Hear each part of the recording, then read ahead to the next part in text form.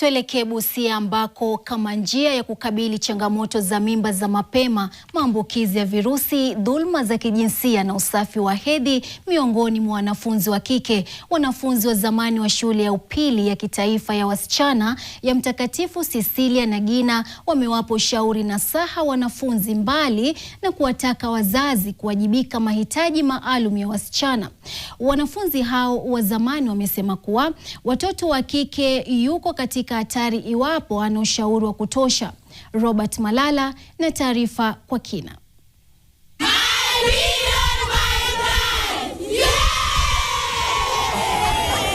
Huku swala la hatari tatu au triple threat likiwemo mimba za mapema, dhuluma za kijinsia na vilevile maambukizi ya virusi vya ukimwi likizidi kuwa tatizo katika taifa la Kenya, wanafunzi wa zamani katika shule ya upili ya kitaifa ya St. Cecilia Nagina katika eneo bunge la Funyula, kaunti ya Busia, wamefanya uhamasisho kwa wanafunzi wa shule hii ili kuhamasisha kuhusiana na umuhimu wa kujikinga na ngono za mapema na vilevile kuzingatia usafi wa hedhi.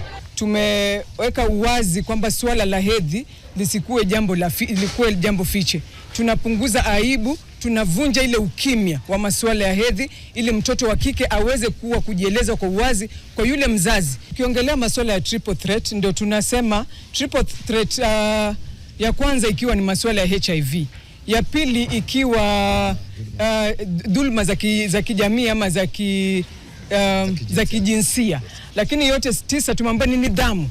Ukiwa unatoka nyumbani kuna masuala tofauti, ukija shuleni bado unaweza kuangalia na kuweka bidii kubadilisha maisha yako. Tunatia mikakati ya kuangalia ya kwamba hali zao zimewekwa katika ile hali ya kuhakikisha ya kwamba mtoto anajivunia kwenda shuleni, haoni haya. Kwenye uhamasisho huo, wazazi na jamii wamepewa jukumu la kuhakikisha kwamba wanawapa uhamasisho watoto wao wasichana wanapokuwa katika hali ya hedhi.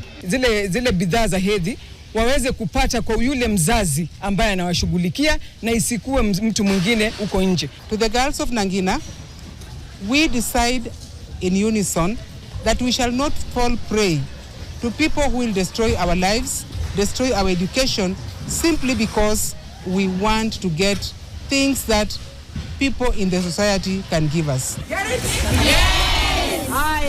Robert Malala, NTV mashinani katika shule ya upili ya kitaifa ya St. Cecilia Nagina, eneo bunge la Funyula, kaunti ya Busia.